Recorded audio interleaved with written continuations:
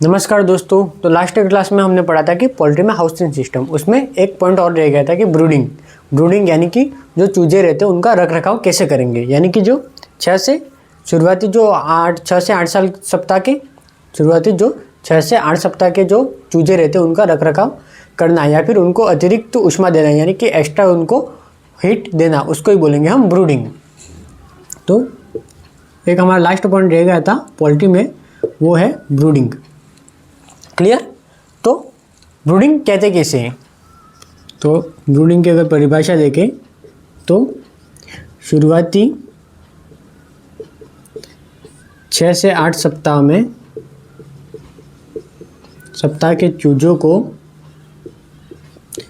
6 से 8 सप्ताह के जो चूजे रहते हैं उनको एक्स्ट्रा हीट देना यानी कि अतिरिक्त ऊष्मा देना, चूजों को अतिरिक्त ऊष्मा देना। ब्रूडिंग बोलेंगे किसे? तो जो शुरुआत में जो चूजे रहते हैं, जो 6 से 8 सप्ताह के जो चूजे रहते हैं, यानी कि 6 से 8 सप्ताह तक के चूजों को, यानी कि स्टार्टिंग से लेकर 6 से 8 सप्ताह तक के जो चूजे रहते हैं उनको ऊष्मा देना ही हम बोलेंगे। जो एक्स्ट्रा हम उसको ऊष्मा दे रहे उनको ही बोलेंगे हम ब्रूडिंग। तो ब्रूडिंग करते क्यों हैं? तो जो ब्रूडिंग करेंगे हम, ये जो छोटे चूजे रहते हैं उनमें पंख विकसित नहीं होते। जो छोटे जो चूजे रहते हैं उनमें पंख विकसित नहीं होते। जो बड़े जो मुर्गे रहते हैं उनमें पंख विकसित रहते हैं। तो वो क्या कहते हैं कि टेम्परेचर उनको मेंटेन आराम से कर पाएंगे। जो पंख रहेंगे उनको ओढ़कर उनमें टेम्परेचर आराम से मेंटेन रह पाएगा। और जो चूजे रहते हैं उनको मतलब जब ठंड रहेगी तो वो टेम्परेचर मेंटेन नहीं कर पाएंगे, तो वो उनकी डेथ भी हो सकती है। इसलिए इसको हम एक्स्ट्रा हीट देते हैं। तो या फिर अगर इनको लिखा जाए तो इसकी एक और परिभाषा अगर लिखी जाए तो शुरुआती 6 से 8 सप्ताह के चूजों को अतिरिक्त ऊष्मा देना, या फिर शुरुआती 6 से 8 साल के उम्र के, मतलब शुरुआती 6 से 8 सप्ताह के उम्र के चूजों को अतिरिक्त देखभाल करना, ऐसा भी हम बोल सकते हैं। तो शुरुआती 6 से 8 सप्ताह के चूजों की अतिरिक्त देखभाल करना, यानी कि उनके जन्म से लेकर 8 सप्ताह की उम्र तक उनका एक्स्ट्रा हीट देना या फिर उनका देखभाल करना। अब हम देखेंगे कि जो जन्म के समय जो चूजे रहते हैं उसमें उतने विकसित नहीं होते। जन्म के समय जो चूजे रहते हैं उनमें विकसित नहीं, मतलब वो इतने विकसित नहीं होते। वो एकदम नरम रहते हैं, मतलब उनके ना पंख रहते हैं, ना वो उतना खा सकते, ना पी सकते, और ना ही उनमें कोई चलने की व्यवस्था रहती है। तो हमें क्या रहेंगे कि जन्म के जो समय वो चूजे रहते हैं वो इतने विकसित नहीं होते। तो उनके शरीर के विकास के लिए और शरीर के तापमान के लिए, या उनके शरीर का जो तापमान रहता है उसको नियंत्रित करने के लिए हम एक ऐसी व्यवस्था कर देते हैं जिसको बोलेंगे हम ब्रूडर यूनिट, या फिर ब्रूडर बोलेंगे, उनको बोलेंगे हम ब्रूडर। उसमें रख दिए जाते हैं और फिर उनको एक्स्ट्रा हीट देते हैं। तो हम लिखेंगे कि जन्म के समय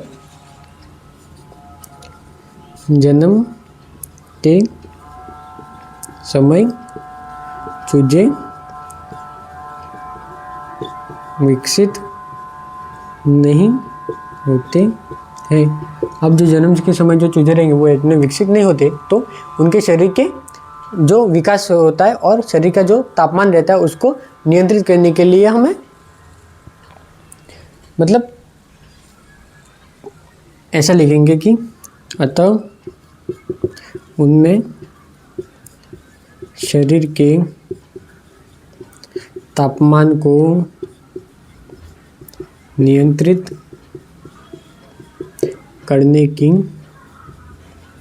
क्षमता नहीं होती। क्लियर। यानी कि उनके जो शरीर होता है उनमें पंख नहीं रहेंगे, तो उनके शरीर को टेम्परेचर उनको मेंटेन नहीं हो पाएगा, यानी कि उनमें तापमान को नियंत्रित करने की क्षमता नहीं होती। तो क्या होगा, उसको एक्स्ट्रा हीट देते हैं। तो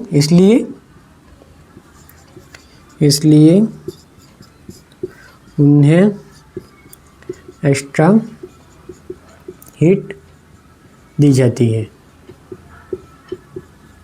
क्लियर। और जो एक्स्ट्रा हीट देते हैं उनको बोलेंगे हम ब्रूडिंग। अब हम देखेंगे कि वो किस प्रकार, मतलब अगर देखें तो ब्रूडर के तापमान में जो हम ले रहे, जो हम उपकरण ले रहे उसको बोलेंगे हम ब्रूडर।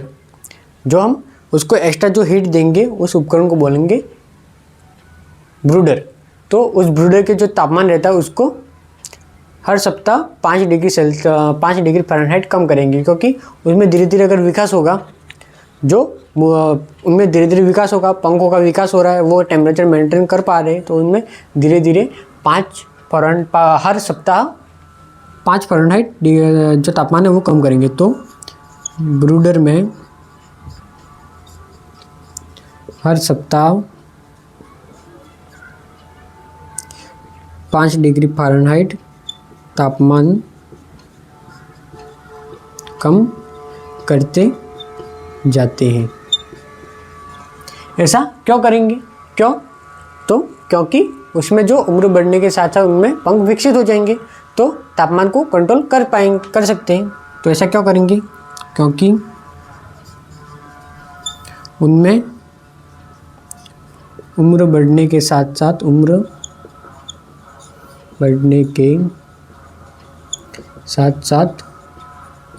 पंख विकसित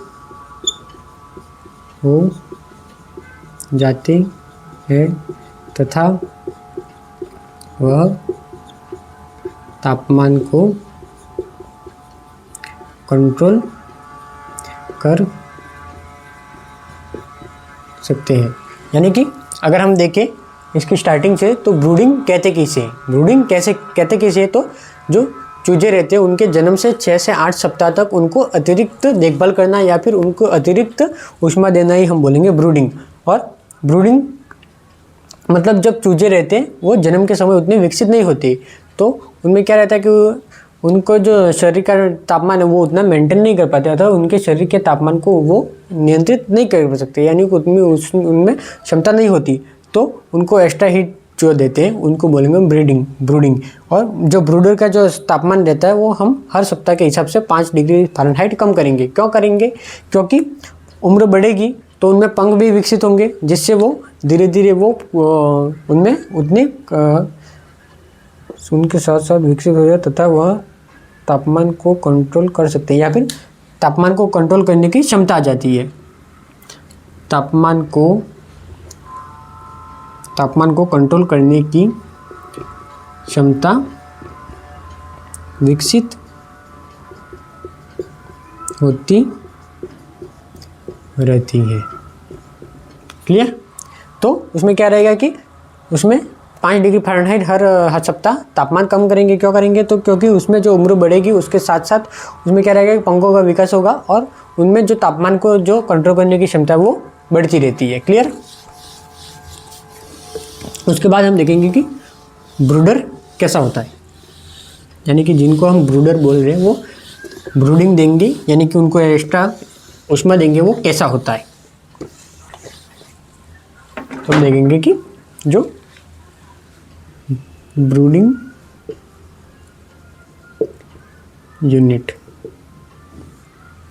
ब्रूडर कैसा होता है, अब देखेंगे कि एक लकड़ी का गत्ता रहता है या फिर एक लकड़ी का प्लेटफॉर्म रहता है, एकदम गोल। ये जो रहेगा वो एकदम गोल रहेगा, लकड़ी का प्लेटफॉर्म रहेगा और नीचे उसकी एक ऐसी संरचना बना देते हैं, या फिर एक ऐसा उसमें संरचना, या फिर मान लो ये एक पतीली है, ऐसी मतलब संरचना होती है, पर आपको समझाने के लिए ऐसा बोल रहा हूँ। और ये पतीली है, उसके ऊपर हमने थाली रख दी। इसी प्रकार से उसमें एक संरचना है, जो ऊपर रहता है एक लकड़ी का गत्ता और नीचे उसमें या तो उसमें ज़मीन में कर दो या फिर कोई जो सीमेंट का वो बना लो, ऐसा बना लो, और ऊपर रहेगी लकड़ी का गत्ता। और लकड़ी का जो गत्ता रहेगा उसकी त्रिज्या क्या रहेगी, या फिर इसका रेडिएशन, इसकी जो त्रिज्या रहेगी वो रहेगी 5 फीट की। ठीक है, इसमें जो त्रिज्या रहेगी वो रहेगी 5 फीट त्रिज्या, यानी कि जो रेडिएशन रहेगा वो रहेगा उसका 5 फीट। और फिर उसमें क्या करते हैं, इसमें 250 चूजे पालते हैं, यानी कि एक ब्रूडिंग यूनिट में 250 चूजे आते हैं। फिर उसमें बल्ब लगा देंगे, उसमें 4 बल्ब लगा देंगे, 4 बल्ब लगा दिए। बल्ब भी किन कौन से, तो 60 वाट के, 60 वाट के उसमें बल्ब लगा दिए। और ये रखे चूजे, और जो चूजे रहते इसको बोल दो आप ब्रूडिंग गार्ड या फिर ब्रूडर गार्ड, ब्रूडर गार्ड। और इसमें रख देंगे 3 फीडर और 4 वाटरर। क्लियर, संरचना क्लियर। अब देखो आपको समझाता हूँ कि मुर्गी जो ब्रूडिंग यूनिट रहती है वो एक ब्रूडिंग यूनिट में 250 चूजे आते हैं, एक ब्रूडिंग यूनिट में 250 चूजे आते हैं, और एक ब्रूडर में ही हम 250 चूजे ही पालते हैं। और इन एक ब्रूडिंग में हम उसमें 250 चूजे पालते हैं। तो कैसे पालेंगे कि एक या तो सीमेंट का कोई ऐसी संरचना बना लो, या फिर खड्डे से अच्छा रहेगा कि एक सीमेंट की संरचना बना दो, या फिर लकड़ी के गत्ता, या फिर आपको जो सूटेबल लगे ऐसा एक संरचना बना दो। यानी कि एकदम गोल रहनी चाहिए, एकदम गोल संरचना रहनी चाहिए। उसके ऊपर एकदम गोल लकड़ी का गत्ता हम काट लेंगे, जिसका जो त्रिज्या रहनी चाहिए वो 5 फीट की उसमें रेडिएशन रहना चाहिए। और फिर क्या करेंगे, उसमें 4 बल्ब लगा देंगे, कितने, 60 वाट के। और इसकी जो ऊंचाई रहेगी, जो फर्श से बल्ब की जो ऊंचाई रहेगी वो रहेगी 6 इंच। तो फर्श से जो बल्ब की ऊंचाई रहेगी वो रहेगी 6 इंच। 6 इंच क्यों रखेंगे, ताकि ये चूजे उनको फोड़ ना सके, या जब बड़े हो तब उन तक पहुंच ना सके, इसलिए 6 इंच की उसकी ऊंचाई रखेंगी। तो 60 वाट के बल्ब लगा दिए। ये क्या करेंगे, बल्ब 60 वाट के बल्ब रहेंगे तो उनको हीट देते रहेंगे। 60 वाट के जो बल्ब रहते हैं वो इनको चूजों को हीट देते रहेंगे। यानी कि जो हमारा जो मेन उद्देश्य है एक्स्ट्रा हीट देना, वो इन बल्ब से ही होगा। यानी कि इन बल्ब से ही एक्स्ट्रा हीट मिलती रहेगी। और इनके जो भोजन पाने की व्यवस्था अगर करेंगे हम, तो उसमें 3 तो फीडर रखेंगे, 3 तो फीडर और 4 वाटरर। यानी कि 3 फीडर जिसमें हम मुर्गी का दाना वगैरह जो रहेगा वो, और 4 वाटरर यानी कि उसमें मुर्गी के लिए पानी रखेंगे। तो ऐसा क्यों कि फीडर कम रख रहे हैं और वाटर ज़्यादा रख रहे हैं, तो ऐसा क्यों, क्योंकि मुर्गी पानी ज़्यादा पीती है। मुर्गी खाने की अपेक्षा में पानी ज़्यादा पीती है। फिर से आपको समझा रहा हूँ कि एक ब्रूडिंग यूनिट में 250 चूजे आते हैं, एक ब्रूडिंग यूनिट में 250 चूजे आते हैं। तो इसमें हम 250 चूजे पालेंगे। तो ऐसी एक संरचना बना लेंगे। फिर उसके ऊपर एक लकड़ी का गत्ता रख देंगे, जिसका जो त्रिज्या रहती है वो 5 फीट रहनी चाहिए। उसके नीचे 4 बल्ब लगा देंगे, और उसकी जो फर्श से बल्ब की ऊंचाई रहेगी वो 6 इंच रहेगी। और उसके अंदर 3 फीडर व 4 वाटरर लगा देते हैं। 3 फीडर व 4 वाटरर क्यों लगाएंगे, क्योंकि मुर्गी दाना कम ग्रहण करती है और पानी ज़्यादा पीती है, इसलिए 3 फीडर व 4 वाटरर हम लगा देंगे। क्लियर। अब देखेंगे हम इसमें जो हमने अभी समझा वही हम लिखेंगे कि ब्रूडिंग यूनिट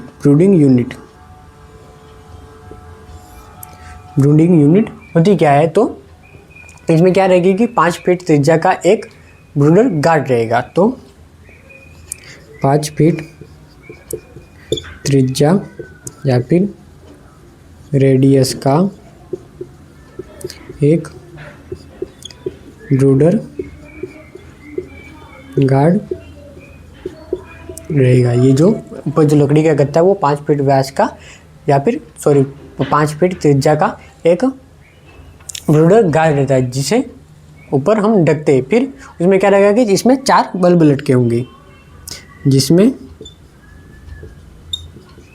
4 बल्ब लटके होंगे। यानी कि इसके में जो 4 बल्ब हम लगा दिए उसी को हम 4 बल्ब लटके होंगे। और प्रत्येक बल्ब जो रहेगा वो 60 वाट का रहेगा। तो जो प्रत्येक बल्ब रहेगा वो 60 वाट का रहेगा, और इसकी ऊंचाई रहेगी 6 इंच। फर्श से इनकी ऊंचाई रहेगी 6 इंच। तो प्रत्येक बल्ब 60 वाट का, और इसकी जो ऊंचाई रहेगी वो रहेगी 6 इंच। क्लियर। प्रत्येक जो बल्ब है वो 60 वाट का रहेगा, और इसकी जो ऊंचाई रहेगी वो रहेगी 6 इंच। और इसके अंदर हम 250 चूजे पालेंगे, यानी कि इसके अंदर जो चूजे पालेंगे हम 250 चूजे पालेंगे और उनके खाने पाने की व्यवस्था में 3 फीडर और 4 वाटर रखेंगे। तो इसमें 250 चूजे रखेंगे और उनके दाने की व्यवस्था के लिए 3 फीडर और पानी की व्यवस्था के लिए 4 वाटरर यूज में लेंगे। 3 फीडर और 4 वाटरर किस मतलब 3 फीडर और 4 वाटर ज़्यादा क्यों लिया? क्योंकि जो मुर्गी रहती है वो दाने की अपेक्षा में पानी ज़्यादा पीती है। क्लियर?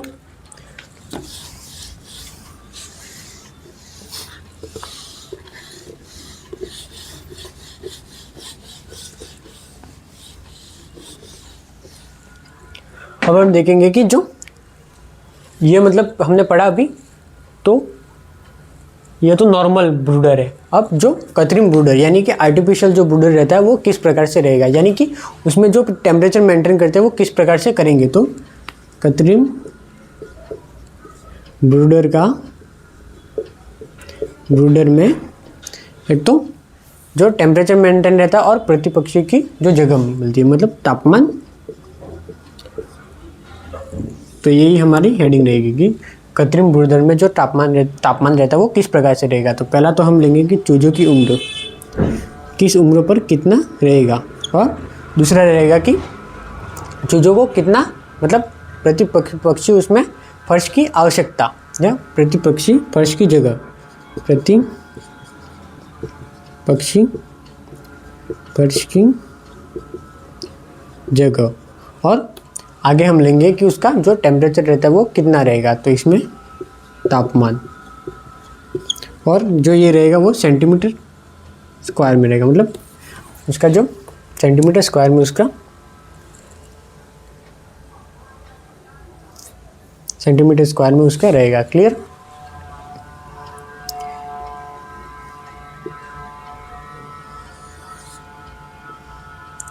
अब हम देखेंगे कि किस किस उम्र में हम कितना कितना रखें। अब सप्ताह से चालू कर रहे तो पहला सप्ताह पर कितना रहेगा। मान लो 1 सप्ताह का चूजा है, उसमें प्रति चूजे को कितने फर्श की ज़रूरत रहेगी। तो 100 से 120 सेंटीमीटर क्यूब की उसमें ज़रूरत या सेंटीमीटर स्क्वायर की उसमें ज़रूरत रहेगी। और टेम्परेचर कितना रहेगा तो 95 डिग्री फ़ारेनहाइट, यानी कि उसका जो स्टार्टिंग जो हम टेम्परेचर रख रहे हैं वो 95 रहेगा। फिर हर सप्ताह के हिसाब से उसमें से 5-5 डिग्री फ़ारेनहाइट उसमें कम करेंगे। तो सेकंड से फोर्थ सप्ताह, सेकंड से चौथे सप्ताह तक उसमें जो स्पेस रहेगा वो रहेगा 250 से 300 सेंटीमीटर स्क्वायर। और सेकंड वीक, थर्ड वीक और फोर्थ वीक जो टेम्परेचर रहेगा वो हर सप्ताह 5-5 डिग्री फ़ारेनहाइट हम कम करेंगे। तो सेकंड सप्ताह रहेगा वो 90 रहेगा, फिर 85 हो जाएगा, उसके बाद 80 हो जाएगा, यानी कि उसमें हर सप्ताह 5-5 डिग्री फ़ारेनहाइट उसमें जो टेम्परेचर वो कम करते रहेंगे।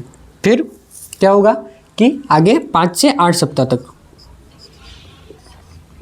यानी कि लास्ट 6 से 8 सप्ताह तक पालते हैं, तो लास्ट का जो 5 से 8 सप्ताह रहेगा उसमें जो क्षेत्रफल है वो बढ़ जाएगा, 700 से 800 हो जाएगा। और इसमें जो टेम्परेचर रहेगा वो फिर 80 डिग्री सेंटीग्रेड ही रहेगा या 80 डिग्री फ़ारेनहाइट ही रहेगा, 80 डिग्री फ़ारेनहाइट ही रहेगा। यानी कि स्टार्टिंग में जब एक सप्ताह का चूजा है तब उसमें जो फर्स्ट रहेगा वो 100 से 120 सेंटीमीटर स्क्वायर रहेगा, और जो स्टार्टिंग का जो टेम्परेचर रहेगा वो 95 डिग्री फ़ारेनहाइट रहेगा। उसके बाद 2 से 4 साल के चूजे में 250 से 300 स्पेस रहेगा, और हर सप्ताह हम 5 डिग्री फ़ारेनहाइट के हिसाब से उसमें टेम्परेचर कम करेंगे। तो फर्स्ट सप्ताह रहा 95, उसके बाद सेकंड में कर दिया 90, थर्ड में कर दिया 80, थर्ड में कर दिया 85 और फोर्थ में कर दिया 80, फिर 80 ही लास्ट तक मेंटेन रहेगा। तो 5 से 8 तक उसमें जो स्पेस है वो 700 से 800 हो जाएगा, और जो उसमें टेम्परेचर है वो 80 डिग्री फ़ारेनहाइट मेंटेन रहेगा। क्लियर? तो यहाँ पर देखिए कि हमारे जो मुर्गी से जितने भी संबंधित है वो कंप्लीट हो गया। इसके बाद हम पढ़ेंगे कि गाय भैंस में आवासीय प्रणाली। क्लियर?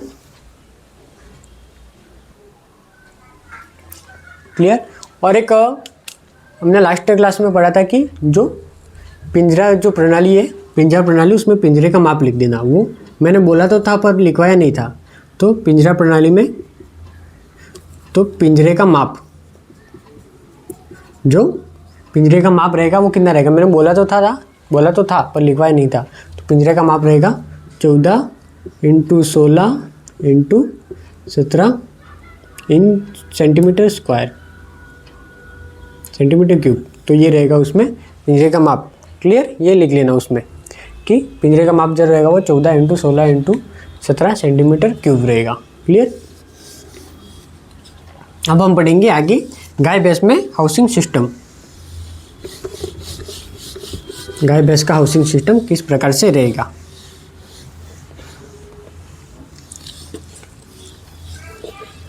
तो पढ़ेंगे गाय भैंस में आवासीय प्रणाली। दूसरा है गाय भैंस में आवासीय प्रणाली, housing system of kettles. Clear.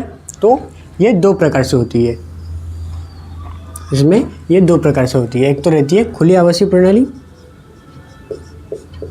Open housing system, और एक रहती है बंद आवासीय प्रणाली, यानी कि बंद आवासीय प्रणाली, यानी कि उसमें बंद है टोटल। जैसे ही हमने पढ़ा फ्री रेंज में हमने पढ़ा था कि खुले आवासीय प्रणाली फ्री रेंज को बोलते हैं और सघन प्रणाली को बंद आवासीय प्रणाली बोलते हैं। इसी प्रकार यहाँ पर बोलेंगे खुली आवासीय प्रणाली और बंद आवासीय प्रणाली, क्लियरली इसमें बोल देंगे। तो जो खुली आवासीय प्रणाली रहती है वो किस प्रकार से रहेगी। तो खुली आवासीय जो प्रणाली रहेगी वो ये मान लो कि उसका टोटल जो आवास है, तो इसमें क्या रहेगा कि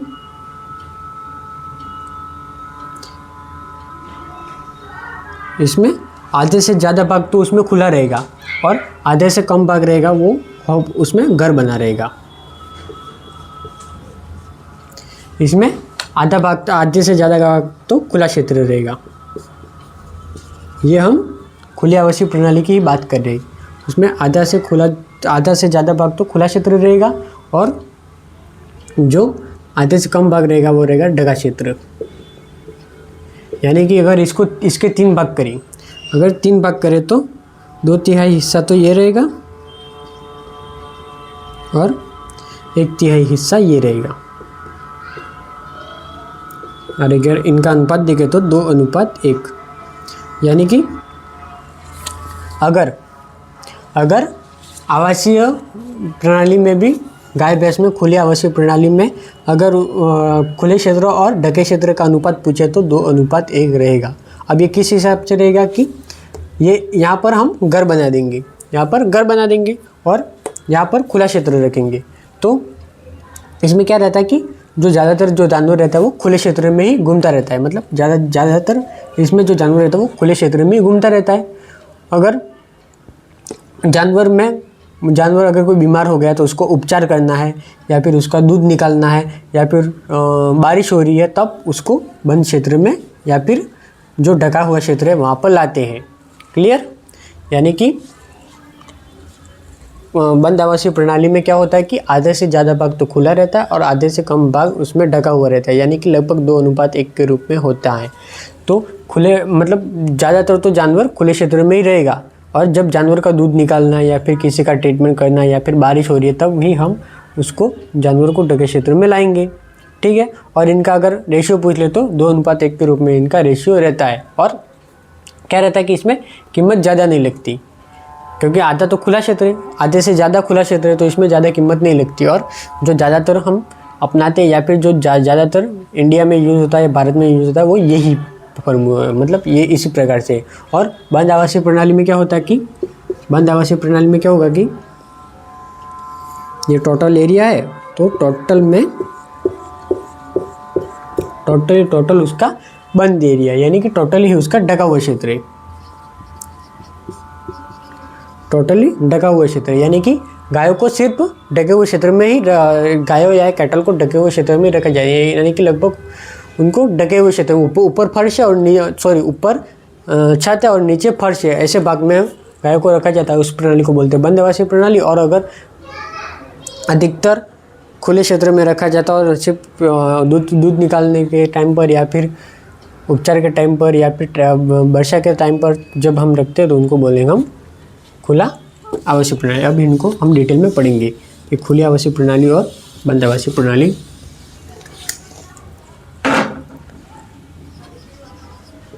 तो खुली आवासीय प्रणाली में क्या था कि इसमें ज़्यादातर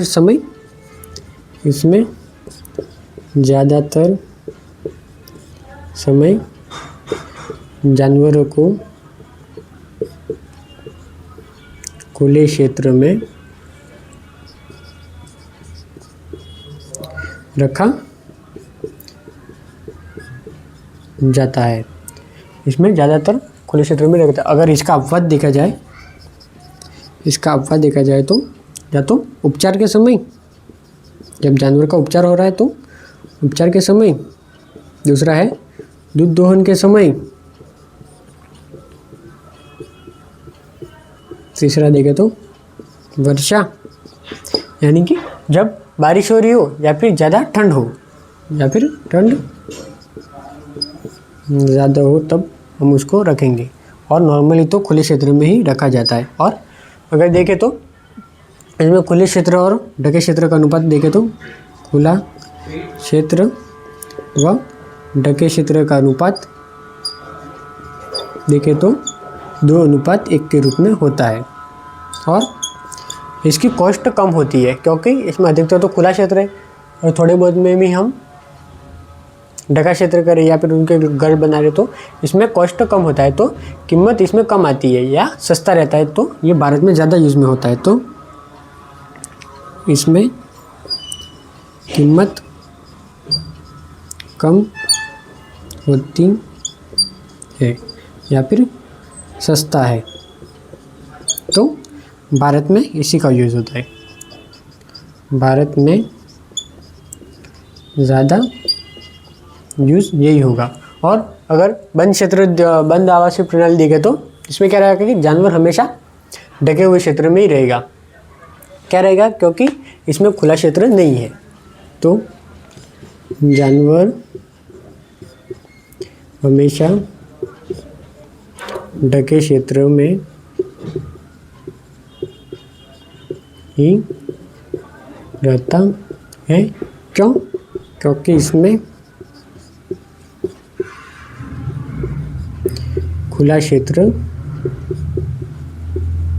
नहीं है, क्योंकि इसमें खुला क्षेत्र नहीं है। अगर सेकंड पॉइंट देखें तो इसमें क्या रहता है कि इसकी जो कॉस्ट है वो ज़्यादा रहती है, यानी कीमत ज़्यादा रहती है, तो ये कम अपनाते लोग, क्योंकि इसमें टोटली जगह पर ढक दिया है तो इसमें खर्चा भी ज़्यादा आएगा, तो कीमत ज़्यादा होती है। कीमत ज़्यादा होती है या फिर एक जगह देखा तो महंगा होता है, तो कम अपनाते हैं। क्लियर? यानी कि अगर दोनों हम क्लियर देखें तो जो खुले आवासीय क्षेत्र रहते हैं उसमें क्या रहता है कि ज़्यादातर भाग तो ज़्यादातर समय जो जानवर रहते हैं वो खुले क्षेत्र में ही रहते हैं। और जब उपचार करना हो, दूध दोहन करना हो या ज़्यादा बारिश हो या फिर ज़्यादा ठंड हो तभी हम उनको बंद क्षेत्र में लाते हैं। और इनका जो अनुपात रहता है खुले क्षेत्र और बंद क्षेत्र का, उसको वो रहता है 2:1 के रूप में। और सबसे ये क्या रहता है कि इसकी कीमत भी कम होती है, इसलिए ज़्यादा इसको लोग अपनाते हैं, ये सस्ता रहेगा इसलिए। और नॉर्मली जो इंडिया में अपनाते हैं वो भी इसी को अपनाएंगे। और बंद आवासीय क्षेत्र है, बंद आवासीय प्रणाली है, उसमें क्या रहता है कि ज़्यादातर जो जानवर रहते हैं वो ढके क्षेत्र में रहते हैं, क्योंकि उसमें एक खुला क्षेत्र नहीं है, तो इसकी कीमत भी ज़्यादा है, क्योंकि सब पर उसमें मतलब पूरे क्षेत्र को ढक रहे तो उसकी कीमत भी ज़्यादा आएगी और ये महंगा भी है, जिससे इनको कम अपनाते हैं। क्लियर?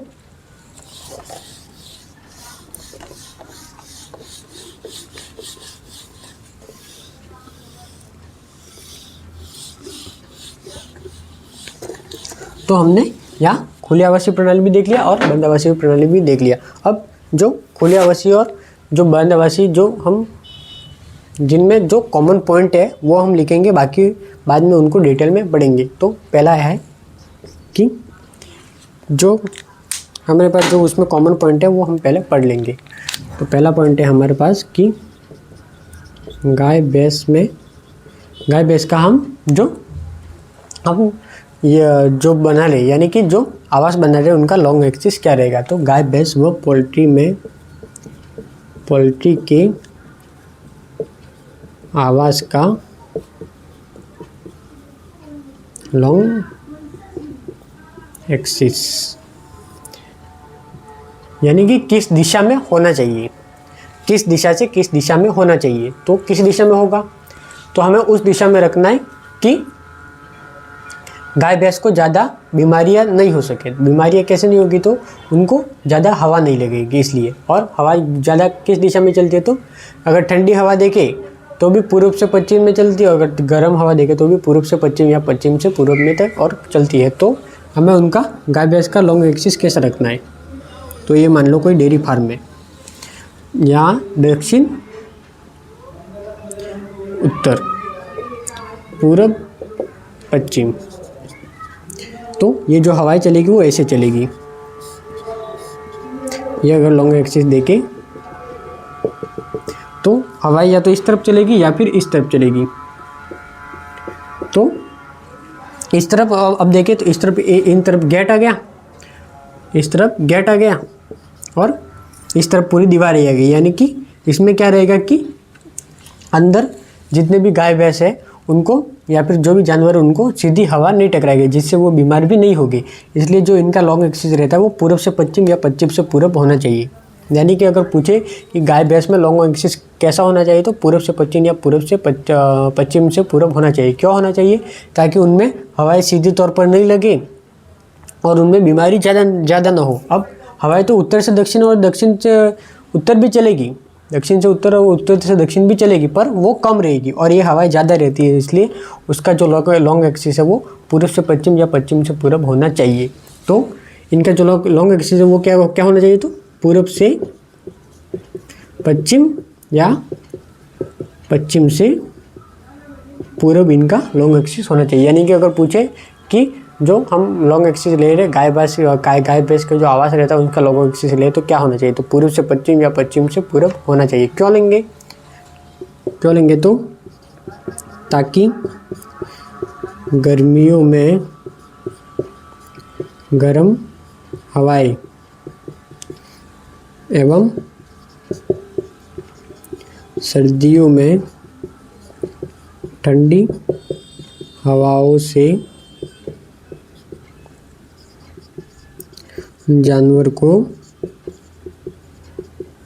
बचाया जा सके। क्लियर, यानी कि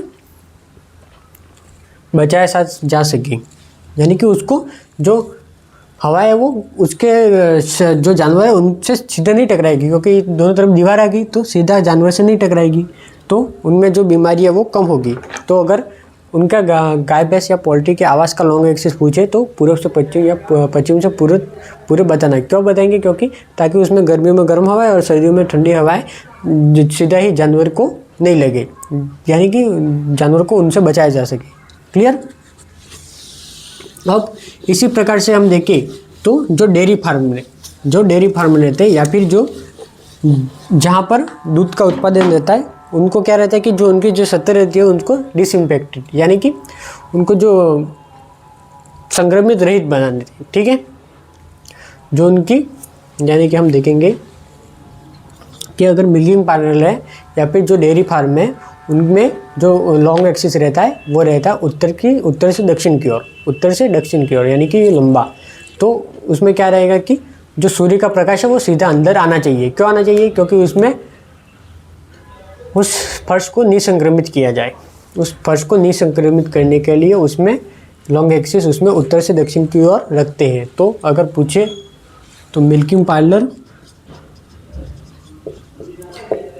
पार्लर या डेयरी फार्म का लॉन्ग एक्सिस तो वो कैसा रहना चाहिए, वो ऐसे रहेगा, पूरब से पश्चिम, ये पूरब, ये पश्चिम और ये उत्तर और ये दक्षिण। तो ऐसे लॉन्ग एक्सिस हम रखेंगे। तो यहाँ पर दरवाज़ा रखेंगे ताकि क्या हो सके, जितने मतलब दरवाजे रख देंगे तो इसमें जो सन है यानी कि सूर्य का प्रकाश सीधे ही यहाँ पर पड़े, जिससे उस फर्श को निसंक्रमित कर सके। इसलिए अगर डेयरी फार्म या फिर मिल्किंग फार्म का लॉन्ग से पूछे तो उत्तर से दक्षिण लिखेंगे, और अगर नॉर्मली आवाज़ से पूछे तो पूर्व से पश्चिम लिखेंगे। तो इसका जो लॉन्ग रहेगा वो रहेगा उत्तर से दक्षिण की ओर। क्यों रहेगा? ताकि फर्श पर धूप पड़ सके। अब सूर्य का प्रकाश यूँ पड़ेगा तो फर्श पर धूप पड़ेगी, तो उसके जो निसंक्रमित कर सकेंगे, तो ताकि फर्श पर धूप ज़्यादा रहे, ताकि फर्श पर धूप ज़्यादा देर तक रहे। और धूप हम ज़्यादा देर तक क्यों रखना चाहिए? ताकि फर्श को संक्रमित रहित या फिर निसंक्रमित कर सके, फर्श को निसंक्रमित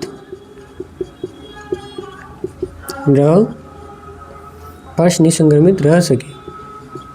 यानी कि अगर धूप पड़ेगी तो फर्श जो रहेगी वो निसंक्रमित रहेगी, और तो उसमें क्या रहेगा कि तो क्लीन मिल्क प्रोडक्शन होगा। तो क्लीन मिल्क प्रोडक्शन होगा।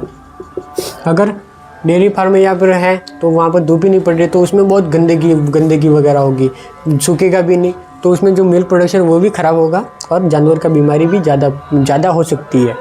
तो जो मिल्क फार्म है उनको, क्योंकि जब प्रोडक्शन होता है तभी उसमें बीमारी का खतरा ज़्यादा रहता है, और तभी उन्हें मैस्टाइटिस वगैरह का खतरा रहता है, जीवाणु उसमें ज़्यादा पनपते हैं। तो क्या रहेगा, धूप ज़्यादा पड़ेगी तो जीवाणु भी नष्ट हो जाएंगे, जिससे उनमें कोई बीमारियाँ नहीं आएगी। क्लियर? अब हम पढ़ेंगे कि जो इनमें फर्श की ढलान है वो क्या रहनी चाहिए। जो डेयरी फार्म या का जो आवास बना रहे उनमें जो फर्श की ढलान है वो क्या रहनी चाहिए। तो तीसरा पॉइंट हमारा फर्श की ढलान।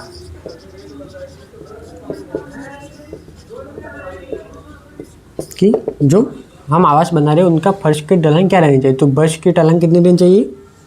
फर्श की ढलान इतनी रहनी चाहिए कि जानवर भी उसमें सही से खड़ा हो सके, और उसमें जो पानी है वो भी एक तरफ निकल जाए। तो 10 फीट अगर, तो हमें फर्श की ढलान कितनी लेनी चाहिए। तो फर्श की ढलान हम लेंगे 1 इंच। फर्श की ढलान लेंगे 1 इंच। हर 10 फीट के हिसाब से हम 1 इंच फर्श की ढलान लेंगे। क्यों लेंगे? ताकि अब ज़्यादा ले लेते, अगर ज़्यादा ले लेते यूँ ले लेते तो हमें उसके ऊपर पशु भी पालने। तो इस प्रकार हम लेंगे कि 10 फीट फर्श के हिसाब से हम 1 इंच ढलान लेंगे। अगर ढलान पूछे तो 10 फीट के हिसाब से हम 1 इंच उसमें ढलान लेंगे। क्लियर? तो क्या रहेगा कि ताकि फर्श की जो साफ़ सफाई है वो आसानी से हो सके और उस पर पशु भी पाल सके। तो ताकि फर्श पर साफ सफाई आसानी से हो सके। क्लियर? ताकि फर्श की जो साफ़ सफाई है वो आसानी से हो सके, और प्रत्येक जो फर्श रहता है मतलब प्रत्येक 10 फीट पर हम 1 इंच का ढलान लेंगे। तो प्रत्येक 10 फीट पर 1 इंच का ढलान देंगे। और अगर अनुपात में पूछ लिया जाए, क्योंकि यहाँ पर तो फीट है और यहाँ पर इंच है, फीट और इंच है, यानी कि उनका अनुपात सही नहीं बैठेगा। अगर अनुपात में पूछ लिया जाए, तो इसका अनुपात रहेगा 1:40। तो नाली का अनुपात, अगर नाली का अनुपात पूछ ले या फिर ढलान का भी अनुपात पूछ ले, तो नाली की तरफ, अगर नाली की तरफ इंच का अनुपात पूछा जाए तो वो रहेगा 1:40। क्लियर?